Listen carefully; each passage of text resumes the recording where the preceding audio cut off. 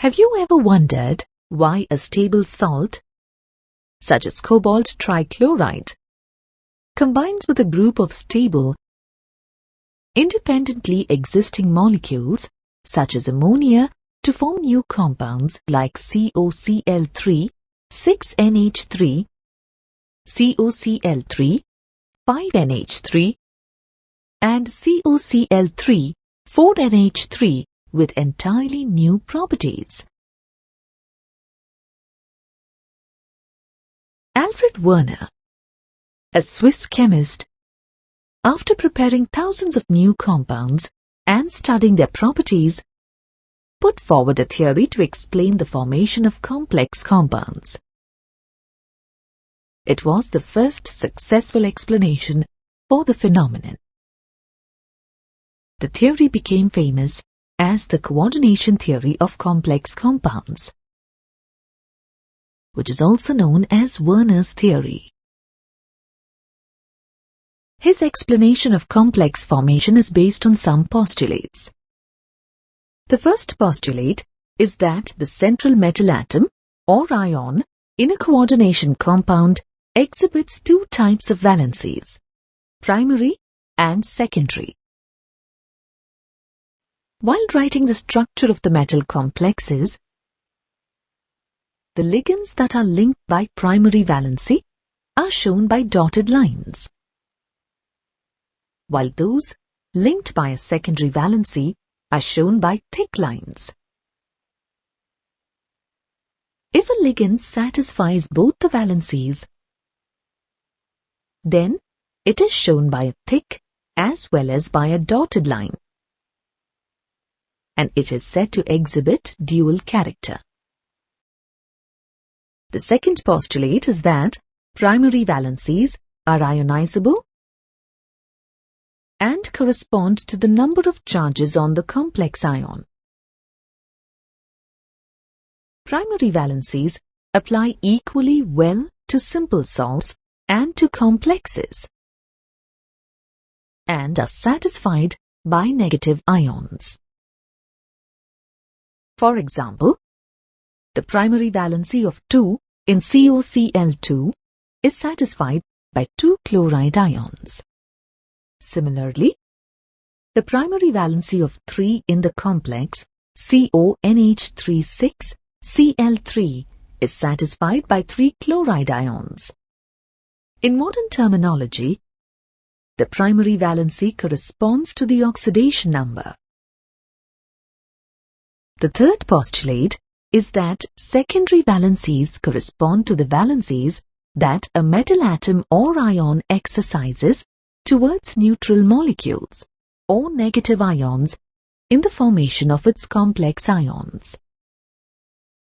Every metal has a fixed number of secondary valencies or coordination number. For example, cobalt 3+, platinum 4+, and iron 3+ ions are recognized to have a coordination number of 6. Similarly, nickel 2+, copper 2+, and platinum 2+ ions have a coordination number of 4. Secondary valencies are non-ionizable.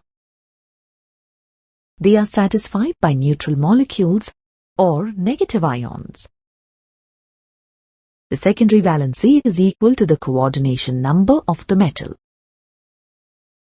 For example, in the complex COCl3, 6NH3, the 3 chlorides are held by primary valencies and the 6 ammonia ligands are held by secondary valencies.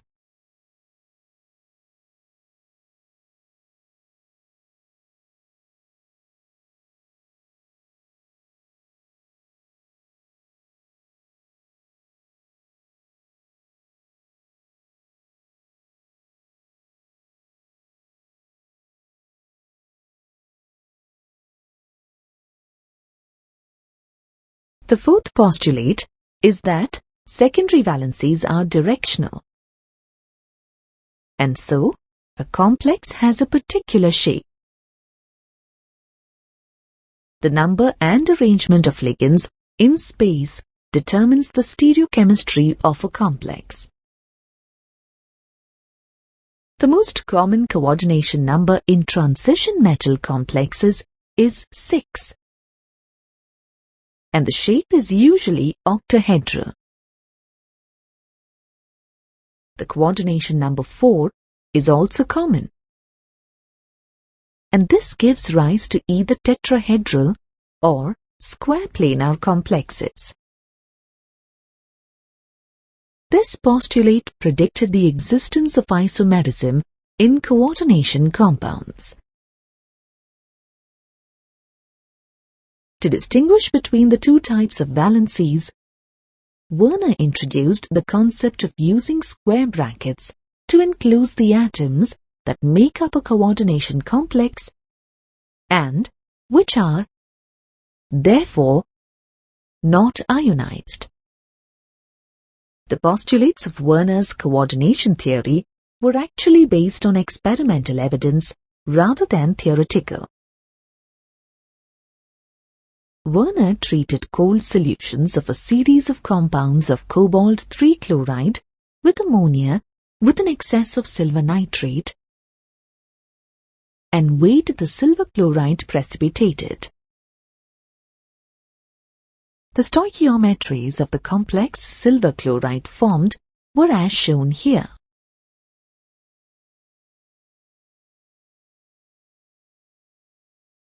Werner deduced that in COCl3 6NH3, the primary valency or oxidation state of +3 is satisfied by 3 chloride ions. The coordination number of the cobalt 3+ ion is 6. As there are 6 ammonia molecules in the compound, they alone satisfy the 6 secondary valencies of cobalt. As you can see, the primary valencies are represented by dotted lines and the secondary valencies by thick lines.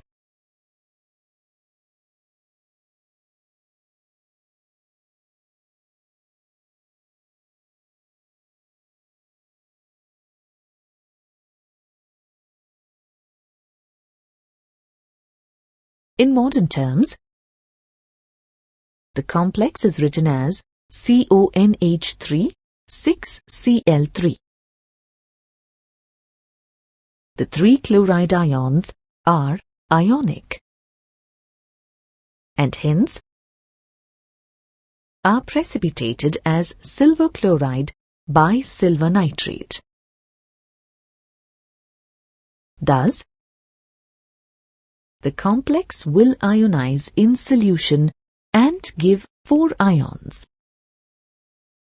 That is, 1 CONH3 3+ ion and 3 chloride ions. Werner deduced that the loss of 1 ammonia molecule from COCl3 6NH3 should give COCl3 5NH3. This complex has only 5 ammonia molecules. Therefore, to satisfy the coordination number of 6 of cobalt, 1 chloride ion assumes dual behavior. That is, it satisfies the primary as well as the secondary valency of cobalt. In modern terms, the complex can be written as CONH3 5Cl Cl2. Thus, only 2 of the 3 chloride ions are ionic, and thus only 2 are precipitated as silver chloride with silver nitrate. On ionization, this complex will give 3 ions. 1 CONH3 5Cl 2+ ion and 2 chloride ions. As can be seen from its structure, one chloride ion, which is playing a dual role, is shown by a thick as well as a dotted line. Similarly, in COCl3, 4NH3, to satisfy the secondary valency of 6, two chloride ions assume dual behavior. In modern terms, the complex can be written as CONH3 4Cl2Cl.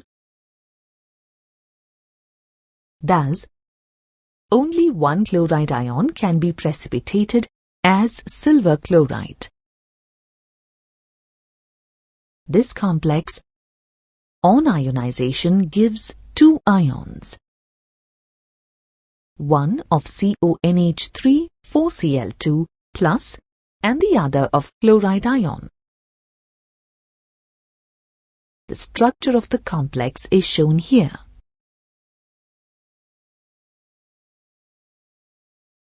Although Werner's theory successfully explains the bonding features in coordination compounds, it suffers from some drawbacks. It doesn't explain why only certain elements form coordination compounds. It does not explain why the bonds in coordination compounds have directional properties. It does not explain the color and the magnetic and optical properties of complexes.